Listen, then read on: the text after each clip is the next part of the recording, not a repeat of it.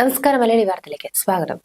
ബോബി ചെമ്മണ്ണൂരിന് ജാമ്യം ലഭിച്ചതിന് പിന്നാലെ ജയിൽ മോചിതനാവാൻ കാലതാമസമുണ്ടായ സംഭവത്തിൽ ഉപദേശവുമായി രംഗത്തെത്തിയിരിക്കുകയാണ് രാഹുൽ ഈശ്വർ. കോടതിയെ പ്രകോപിപ്പിക്കുന്നത് ദൂരവ്യാപകമായ അപകടങ്ങൾ ഉണ്ടാക്കാമെന്നും രാഹുൽ തന്റെ യൂട്യൂബ് ചാനലിലെ വ്ലോഗിൽ പ്രതികരിക്കുകയായിരുന്നു. ബോബി ചെമ്മണ്ണൂർ ജയിൽ മോചിതനായതിൽ സന്തോഷമുണ്ട്. ഒരു കാരണവശാലും കോടതിയെ പ്രകോപിപ്പിക്കരുത്. ഹൈക്കോടതി ജഡ്ജി ജസ്റ്റിസ് PV കുഞ്ഞികൃഷ്ണന്റേതാണ് സന്തുലിതമായ വിധിന്യായം. ബോബി ചെമ്മണ്ണൂരിനെ ശക്തമായി വിമർശിക്കുമ്പോഴും ജാമ്യം നൽകാൻ കോടതി കനിവ് കാണിച്ചത് പോസിറ്റീവായി എടുക്കണം. കോടതിയെ പ്രകോപിപ്പിക്കുന്നത് ദൂരവ്യാപകമായി അപകടമുണ്ടാക്കും. ജാമ്യത്തുക കെട്ടിവെക്കാൻ കഴിയാത്തവർക്ക് ഐക്യദാർഢ്യം പ്രകടിപ്പിക്കുന്നത് നല്ലതാണ്. അവരെ പിന്തുണയ്ക്കുകയും വേണം. എന്നാൽ കോടതിയെ പ്രകോപിപ്പിക്കുന്ന നിലപാടിലേക്ക് ബോബി ചെമ്മണ്ണൂർ എത്തരുതെന്നാണ് രാഹുൽ പറഞ്ഞത്.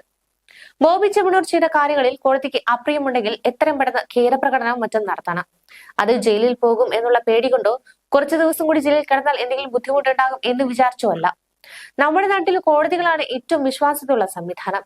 രാഷ്ട്രീയക്കാർക്ക് പല താല്പര്യങ്ങളുണ്ട്. അവർ പലപ്പോഴും പറയുന്നത് പോലീസിന് കേൾക്കേണ്ടി വരും. നാടിന്റെ സന്തുലനം നിലനിർത്തുന്നത് കോടതികളാണ്. ആ കോടതികളെ അങ്ങേയറ്റം ബഹുമാനിക്കണം. രാമപിള്ള ഏറ്റവും മുതിർന്ന അഭിഭാഷകനാണ്. ദിലീപിനും സിദ്ദിഖിനും വേണ്ടി ഹാജരാകുന്ന ഏറ്റവും മുതിർന്ന അഭിഭാഷകൻ.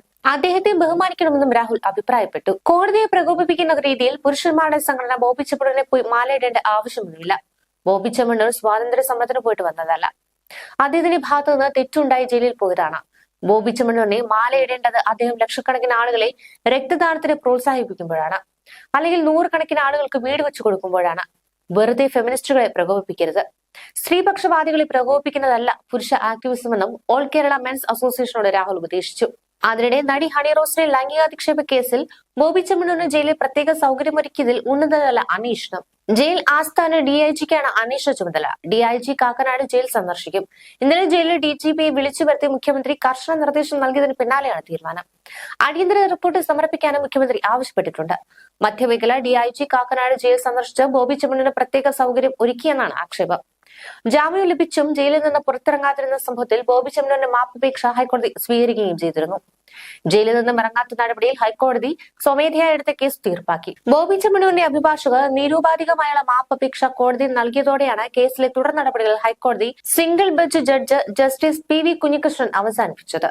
ജാമ്യം റദ്ദാക്കുന്ന അടക്കമുള്ള കൂടുതൽ കടുത്ത നടപടിയിലേക്ക് കോടതികൾ പോയില്ലെങ്കിലും ഇനിമേലിൽ ഇത്തരം കാര്യങ്ങൾ ആവർത്തിക്കരുതെന്ന കർശന താക്കീതാണ് നൽകിയത്. ഇനി ഇത്തരത്തിൽ വാ തുറക്കരുതെന്ന് ബോബി ചെമ്മണ്ണൂരിന് മുന്നറിയിപ്പ് നൽകിയിട്ടുണ്ടെന്നും ക്ഷമ ചോദിക്കണമെന്ന് അഭിഭാഷകൻ കോടതി അറിയിച്ചു.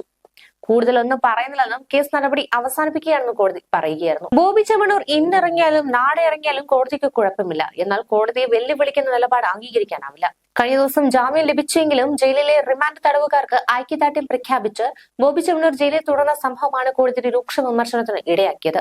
വിഷയത്തിൽ നിരുപാധികം ക്ഷമ ചോദിക്കുകയാണെന്നാണ് അഭിഭാഷകൻ പറഞ്ഞത്. ന്യൂസ് ഡെസ്ക് മലയാളി വാർത്ത.